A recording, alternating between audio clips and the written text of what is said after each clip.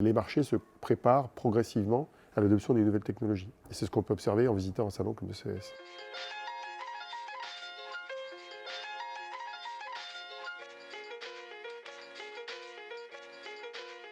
Aussi curieux que ça puisse paraître, les tendances du CES 2019 étaient les mêmes qu'en 2018.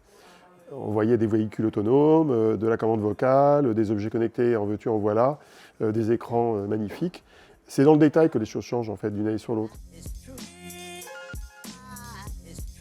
On est le 3e pays en nombre d'exposants, derrière la Chine et les États-Unis qui sont loin devant nous.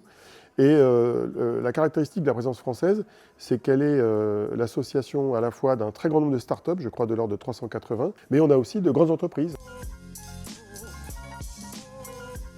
J'ai découvert un produit qui m'a semblé assez original, qui était un produit pour la beauté, qui venait de Procter & Gamble, qui s'appelle Opté, et qui est en fait un système qui permet de mettre du sérum et du fond de teint sur les pigmentations de la peau, sur les boutons on va dire, mais en épargnant le reste de la peau.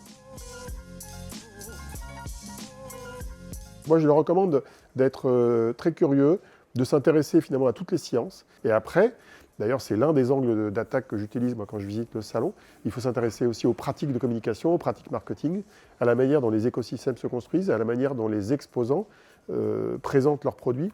Et donc dans les deux cas de figure, il y a un regard à la fois business et un regard technologique qui peut être porté sur cette industrie. Et comme c'est une industrie qui bouge beaucoup, je pense que les étudiants d'aujourd'hui seront les chefs de projet ou les entrepreneurs de demain dans toutes ces industries.